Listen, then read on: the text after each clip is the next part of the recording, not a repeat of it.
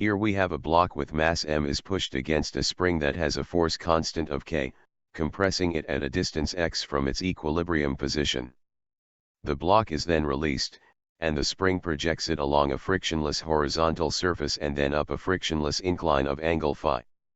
How far up the incline does the block travel?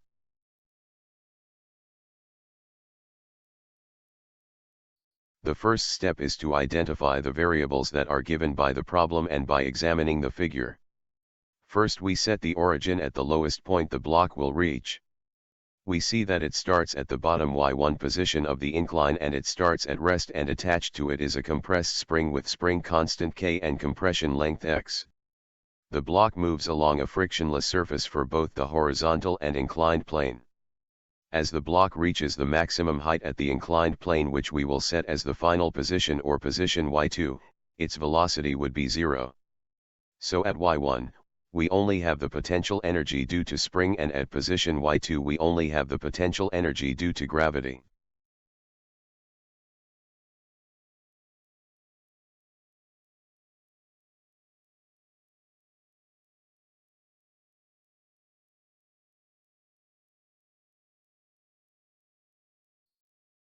The next step is to use the ideal equation for the problem at hand.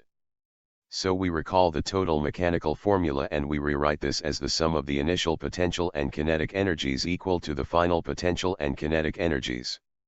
We then substitute the known and unknown values to the formula and we get the value for the magnitude of velocity, or simply speed, at the second position, which is equal to the square root of 2 times g times y.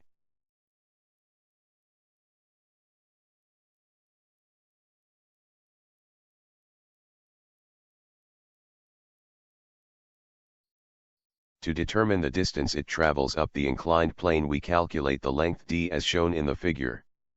We use the sine function to do this. The sine theta is equal to the height over the distance d. Rewriting this to solve for d, we get that d is equal to h over the sine of theta. We then substitute the equation for h and we get that the distance d is equal to the expression shown.